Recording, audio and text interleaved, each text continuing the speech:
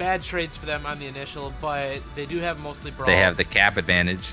They have the cap advantage with the 4 cap, and it looks like the Locust, once again, held away from Kappa by that, I think, the Arctic Cheetah. Ford Prefect doing a great job controlling the caps all by himself. But now we've got a move. Blackthorn's Dragoons rushing up to the side with their long-range mechs. They are forced to move here. Man, I wish my internet was... It can't be the internet. I don't know if it's Restream or what, but... Alright, so BTD kind of balled up, trying to get some of the ZR larges. Great hits against that Kodiak yet again. Let's see how damaged he is. Center torso open, but where is the Brawl team? Brawl team up on top deck. They are going to rush down and get right in the range they want to be. What a great approach here by 54th. This is going to be deadly by Blackthorn's Dragoons. They're trying to back up slowly, but they are getting jumped on, and here comes that Brawl push. Oh, they do get a kill on the Marauder 2C, but they lose the Warhammer 60 themselves, but they're going to be running really hot now. It's going to be very difficult for BTD to maintain their damage output. Back shot by TML Brian with the Goss, though, is able to get a second kill. A Cheetah just walking right by another Cheetah. Could have back shot him, but didn't. Doesn't matter. They are up 3, or they have 3 kills now. We do have the Locust coming in on the backside of that Hellbringer and is able to kill him very quickly. 4 dead now for BTD, and the Brawlers are starting to win this yet again. Timber, El Switchblade with an assassination on the Kodiak 3. 3 mechs remain for BTD, only 2 dead on 54th. Bad overheat by El Switchblade. Can the Locust save him from that Battlemaster? Looks like he was able to at least buy him enough time to wake up. Battlemaster goes down, 2 left. Are you still here? I'm here. Okay, just checking. Haji and that Arctic Cheetah, can he get another death kill? Doesn't look like it. 1 remains, the Locust. Is it his turn That to Locust shine? got damaged very early on. He goes down. A very convincing 8-2 win by 54th MR. Definitely apologize for whatever the heck happened to the stream. Hopefully you guys are picking it up. Starting in 125 seconds, you'll pick it up, I hope. And hopefully you were able to watch this last match. I will investigate to see what happens. It just said 0 KBS and had a bright red mark on it, so we'll see. Look at El Switchblade's damage. Oh my goodness. Timberwolf Prime, 693 damage. He had a field day. That was SRM's Small Pulse just completely rocking him. Really, that approach was fantastic, though. Able to get in right on top of those range mechs.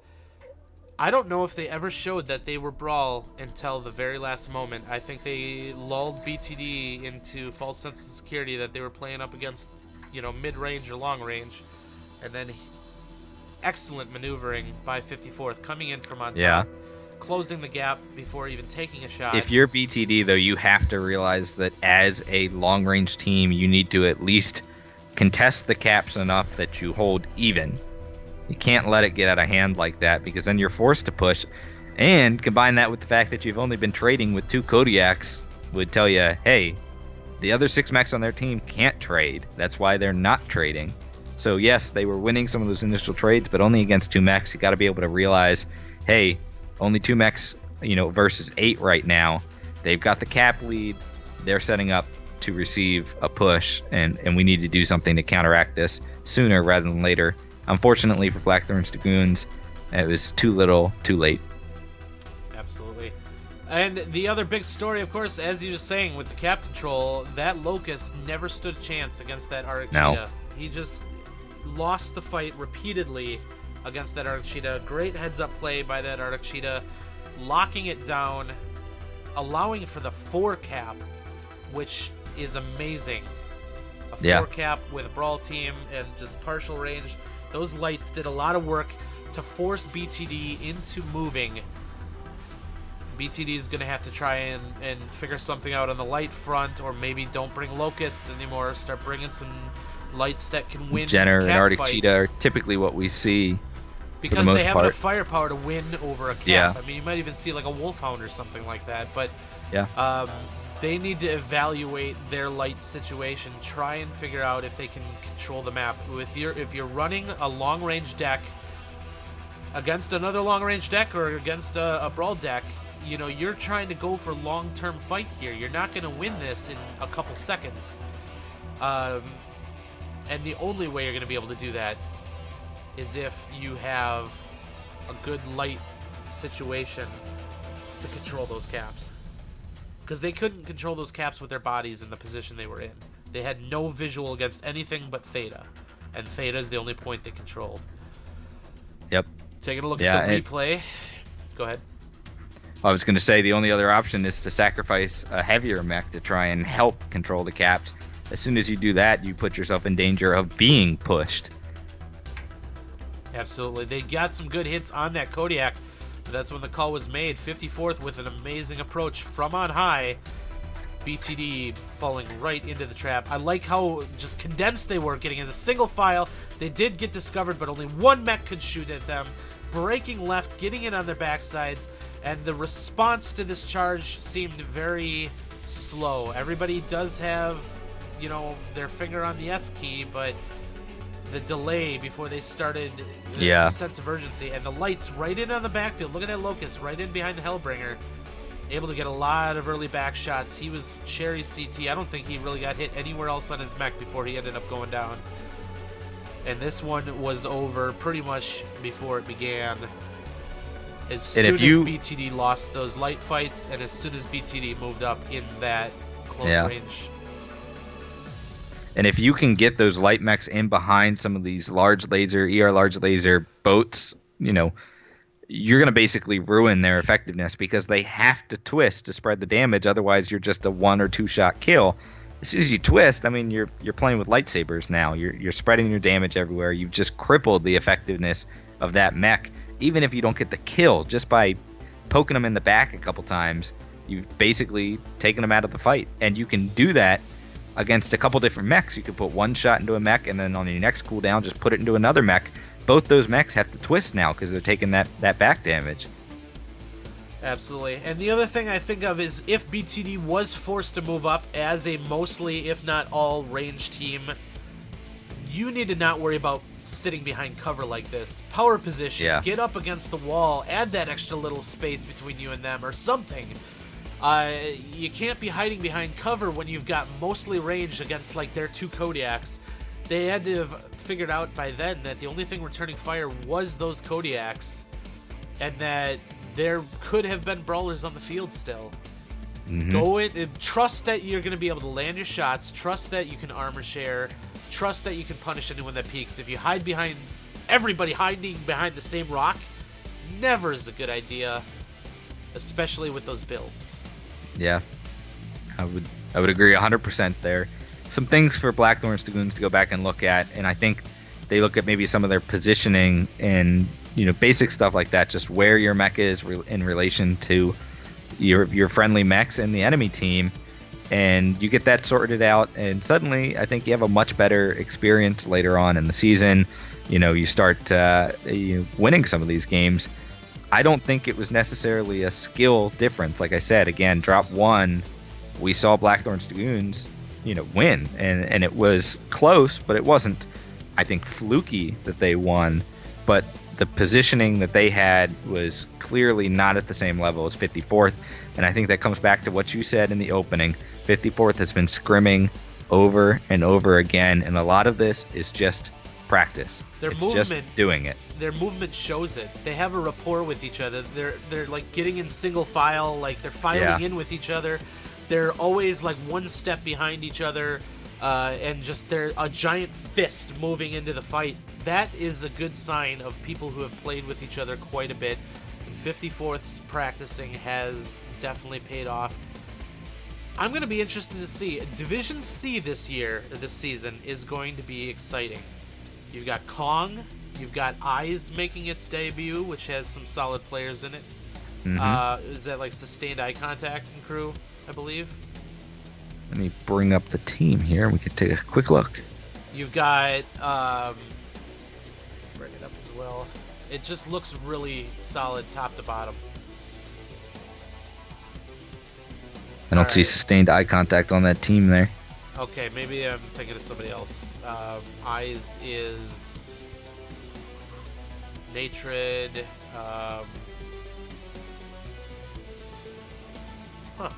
Maybe he was on there and wasn't. I don't know.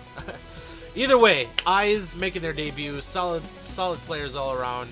You've got Steel Union. They did very well in their debut last season. 228 Death from Above. They are playing fantastic. They've been scrimming a lot as well. Yeah. Some people feel that they should have been in Div B this season. Some people think they should have been in Div E this season. It's really hard to say, but until they get on the battlefield and start proving themselves, we're not going to know. But 54th, Kong, Eyes, Steel Union, Blackthorns, Dragoons, 228 DFA. It's going to be a very solid division. Should be very interesting. And before we leave it off tonight, I do want to give a quick shout out to both teams. Hopefully some of them are still watching here. Just a shout out for how prepared both these teams were to play tonight. If you noticed, Bandit, I'm not sure whether you did. I did. Neither team really had to even leave the lobby. They had their mechs loaded up. They had them built. They had the modules in there. They were ready to go, and we were getting between matches, and teams were readied up quickly. And I think just blatant little shout out to them. But 4 teams playing in MRBC, especially if you're new, doing stuff like that makes the experience a lot better. No one wants to sit around and wait for people to switch mechs out. I'm one of those people that switches mechs out, so I understand that, and I try and be quick, but it's just not nearly as quick as being ready to go. So huge props to both 54th and Blackthorns Dragoons for being ready, quick, and putting together an entertaining first cast for us to watch. Absolutely. I think I know why that might be, because I'm doing it too. After Skill Tree was announced, I started buying modules because I am lazy. So I've been dumping C-bills into modules, and now I can sit in lobby. I've never been able to just sit in lobby before and change mechs. I am a cheapskate. Yeah. So, Me but too. Lately, because I was promised refunds, I've been buying modules for all my mechs, and so I doubt that I'm alone in that regards. But we are going to do a quick giveaway. Let's pop this up for 500 MC. Let's see who our winner is going to be.